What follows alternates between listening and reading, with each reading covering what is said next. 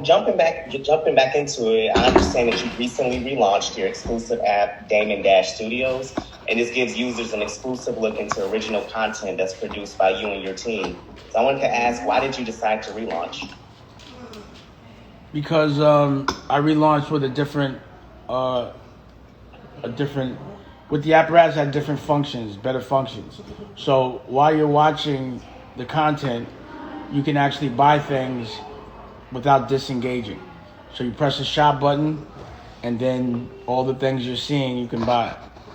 And also it distributes music, magazines, books, so on and so forth. And before the paywall, it's a 24-hour network that plays with commercials as well, DTV. So, it was time to evolve. That's next level. I can appreciate that as a consumer because I hate when I'm in an app and, if you want to purchase something in the middle of watching something, you have to close out and then purchase whatever you're trying to purchase and then get back to where you left off and have to deal with commercials. So that's what's up. I understand that. Have you guys been on it yet? I understand. No, I haven't had the chance to get on it yet. I'm excited to, though. They're going to interview me. Can y'all subscribe right now? Off your phone? Well, yeah. Yeah, do that. So anyway, what were you saying? I'm sorry. But I want y'all to check it out yourselves and see it yourself. It's free for the first week. So I understand that it includes films, scripted and non-scripted TV shows, documentaries, new music, shopping, live virtual events, and a lot more. So I wanted to ask, why have you decided to branch off into the streaming business in particular? I decided that years ago. I've been doing this for years. I've been opening up art galleries around the world, just aggregating content. I had creative control with Cody and Shiike in 2009. So I was waiting for the rest of the world to catch up. That's why I stopped. I saw it to be the Titanic, and the pandemic just speeded everything up. So, I got good at capturing culture, but also doing scripted, making franchises.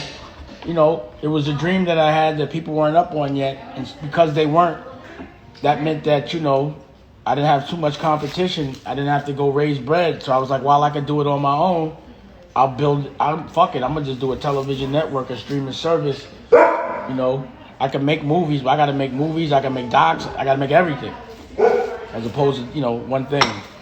So it's where the world was going. It's where the world's at. I just like to be ahead of the game, and I like to control the narrative.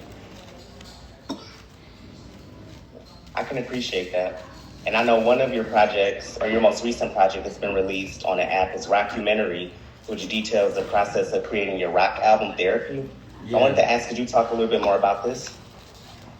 Yeah, so, it's funny. A lot of my career has been me behind the scenes telling people, how to be cool and what to say and this kind of thing. And I got really into live instrumentation. I did this project with the Black Keys. And, I understood the lifestyle. I really got into the art of music. And I just started to listen to more rock and roll. And when artists started to come around the television network and they'd be like, yo, I want to do music, I'd be like, this is the way to do it.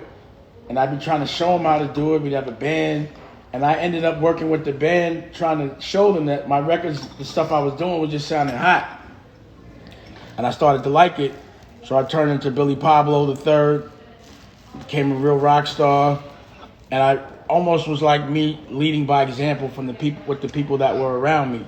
But also it became very therapeutic. A lot of what I was saying and the process in which I was saying it, it really started to implement itself and happen in everyday life, like songs like Revolution and Why Cry and all this kind of thing. It was like I knew shit was going to happen and line them up. So, I always document my process. I think that people should be transparent. A lot of times people hide behind their artistry. I want to be an artist and I want people to understand my point of view. So I like people to see the process, talk to the people that are making the music. And it's not just me, it's my band, the Black Guns. I got the best guitar player in the whole world. His name's Tash. Open for the London, for like The Who. And, rock bands like that. Plays with Slash, like he dead nice, he from Harlem. I don't think anyone can fuck with him living. And I got the best drummer in the world, Nightmare Animal, Ali. and we get out, you know, and we get out. So when you were talking about, it really resonated with me when you were talking about, people just sharing their artistry or what they release. And I can appreciate that you're taking viewers, on this journey to see how this album was made, or just to see the process behind it. So shout out to you. Thank you. And we did, before the end of the world, we was doing shows. We did the Peppermint Lounge in LA, Canary Club in New York, Lower East Side, performed all in Newark and Do It All's Club, and it was pretty positively received, So we're gonna be touring on some rock star shit, and also, making more. We also became like producers as well, so we've been producing artists as well. It's like rock and roll Motown. I love that. That's pretty dope. Yeah. Now, as somebody who's helped to really just shape the hip-hop culture as it is, I was wondering, could you weigh in on the untimely passing of hip-hop heavyweight DMX? Yeah, that was like my brother, from, a hip-hop brother. And we all started from the same place, so it hurt. I know what it means. It's funny when you know somebody and you're also like a fan of them. That happened with Biggie. It happens a lot. So when people die, that sometimes people love that they've never met, I have that, and then I also have the actual personal connection I had with that person. You know what I mean? But it's sad. I know the world, we all the people who didn't have the pleasure of knowing him, we took it horribly. So I can only imagine how devastating it could be to somebody who was close to him and who actually knew him. Yeah, the fucked up shit about life is you're doomed from the day you're born. We all gonna die. It's just a matter of when. And it's a matter of what you do in between that time. So you don't get so mad about death. You just miss that person, but it's a natural thing. It happens. You gotta remember, I lost my girl, my mom's, you know what I mean? A lot of this, death is a part of life. It comes with it. Yeah, I agree. Speaking of hip-hop, there have been a lot of interesting conversations around the resurgence of women rappers in hip-hop over the past few years. So I wanted to ask, what are your thoughts on that, and do you have any favorites? The more women, the better, bro. I think dudes are dumb. So I'd rather hear a woman over a guy any day. It never made sense for a dude to me be running behind a bunch of other dudes. So it makes more sense to be able to really enjoy being a fan of the creativity of the power of a woman. They create life, so they're stronger than any man, period. So I look at women as God anyway. I think men are always trying to pretend there's something they're not. I definitely know they're trying to pretend they're God. But the only thing that's God is the creator of life. And that's the only thing I know doing that is a woman. And I watch my woman and do that, and I couldn't do all that. I watched a child come out of her body, grow in her body. I probably wouldn't have no kids if I had to go through all that. So I always have utmost respect. I love to see women get their flowers. And, women run the world anyway. Dudes do anything or do all the dumb stuff they do just to be looked at well by women. So, yeah, they should definitely be rolling. I wish there was more women when I was around hip-hop. Do you have any favorites right now? Favorite women rappers? Yeah, Nicolette. This little white girl. She can rap. She sings. She does a lot of stuff. But right now, she got a record coming out. I think she can rap pretty good. Nice. My favorite personally is Cash Down. She's from the same city as me, from Detroit. I could dig it. Yeah, she's dope. They're all dope, They're all dope. And, they come from an authentic place, authentic experiences, and authentic trauma. So you get more of a realer story from a woman. And, the stuff everyone was doing before they was rapping is interesting.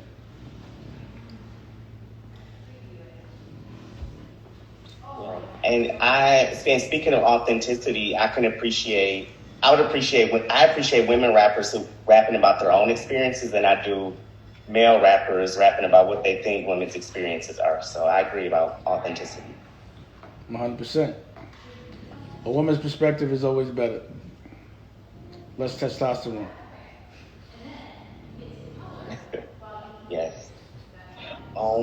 So shifting gears a bit, I want to ask, what advice would you give the folks who are thinking about switching professional lanes but may be scared to do so? Don't be scared. Fear is an artificial emotion that's implemented into us from the day we're born to stop us from making our dreams come true. Fear should never come into the equation. If you're scared, then you got to get past fear to make yourself great. So, it's not about changing, it's about evolving. It's about growing. So if you want to stay stagnant, hustle on the same block for 35 years and see the same people and the same thing, it's going to drive you nuts. If you don't grow, pause, then what's your purpose of existing if you're not going to evolve? So, you just have to understand, you got to face your fears. And only fear I have is being scared of doing something that's great. I look forward to that. So you got to just change the narrative. The more things you want to do, the more complications come with them. You have to embrace those things. It's like working out. If you want to make muscle, then you have to feel some pain. You got to work out. There's some discipline that comes with it. So that's what happens with a business. Now, if you don't want to work and you want to be told what to do, or you want to stay in the same profession and complain all day because of the money you're getting, that's on you. But don't complain about it, because I don't want to hear it. You already know what you got to do. It's just about having that courage. You got to be fearless. And also do something you love. Dream big. Do something that you would do for free. I would never get paid to do something that I wouldn't do for free. This doesn't happen. That's why I enjoy my life. I laugh every day and I work with who I want to work with. But I had to dream and I had to be like, I don't want to do music no more. I want to do television networks. I want to do fashion. I want to do art galleries. But it's no fear because I enjoy it. I'm going to do it anyway. I do it for free. Do you feel like people are more comfortable with being stagnant as opposed to like evolving and going through that process to reach your dreams? I don't understand average people, meaning the way certain people think. I just think people are scared to dream. A lot of people don't dream. And when they do, they think of the negative reasons not to do things rather than the positive things that'll happen if they do it. And then it stops them from doing it completely, and then they become complacent and lazy. But that's for them. I've never been one to be told what my dream is or what my version of the American dream is. It can never be what somebody from another culture's version of it is. We have different experiences. So I'm not going to try to live by your expectation or your dreams. And if I do, it's going to get me depressed, I'm sure. So I've always made my own dreams and set my own narrative. And I'm scared to, I would never break a law because I don't want to go to jail. I don't want to fuck up my fun. So I'm scared not to architect my future because I don't want to not have fun in the future. I don't want to be complaining in the future. I want to be like, let's do some new fun shit. Like, when are we going to start having fun? When do you start healing? You know what I'm saying? When you get to live. I was able to retire at 35. I'm 50 now. And from 35 to now, every day I've done something productive and continue to make history and help culture, help people other than myself. I understand how to love. But some people, if you don't know how to love yourself, then how the fuck you gonna know how to love somebody else? So I just think people don't know how to love themselves. They don't know how to identify their dream. They don't even know what their dream is. They don't dream, and when they do dream, they dream small, which is not dreaming at all.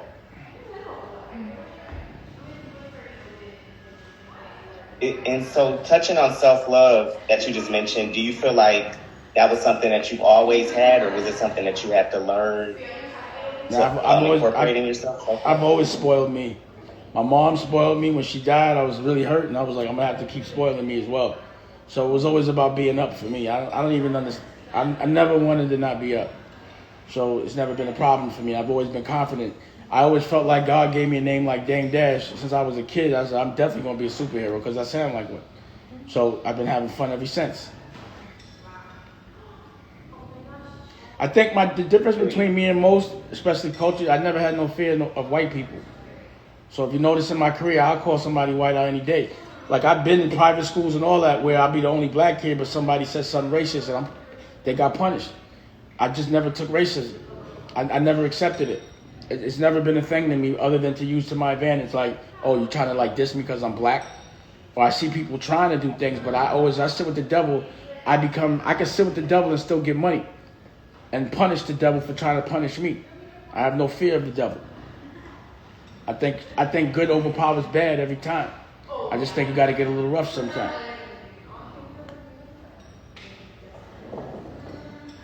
I hear you.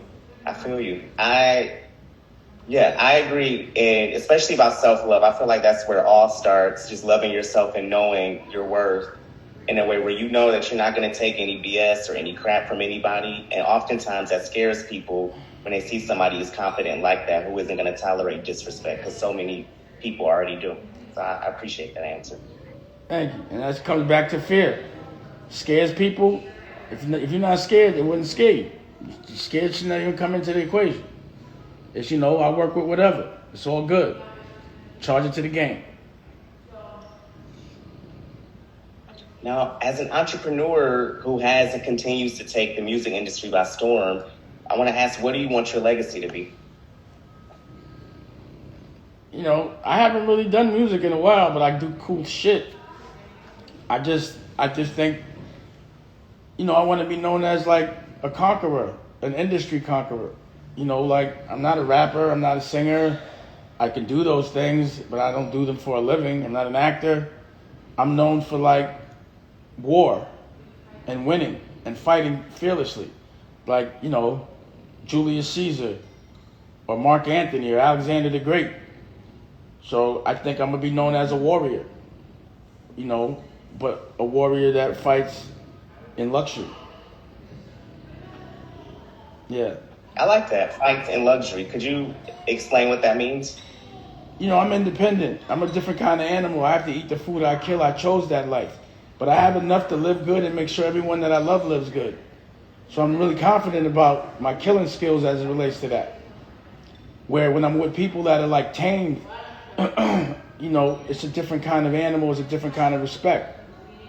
But I do it in luxury. You would think independence comes... I can't hear you. I think you froze up a bit.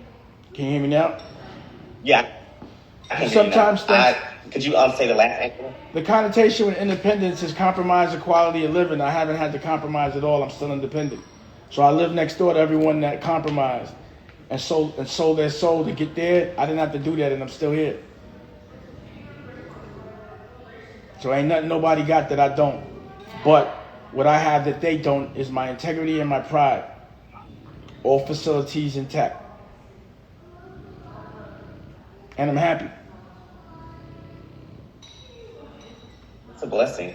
Happiness, I feel like, should be the goal for everybody in all that we do. Because otherwise, it's like, what are you chasing? So, that's the ultimate wealth. If you're not happy, then what the fuck? You can have as much money as you want in the bank, and you're unhappy, you would pay anything to be happy.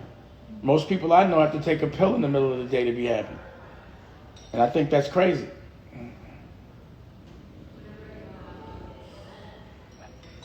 Well, Damon, I really appreciate all of these answers. As you can see, I'm just nodding my head, taking this all in, because you spend some real stuff.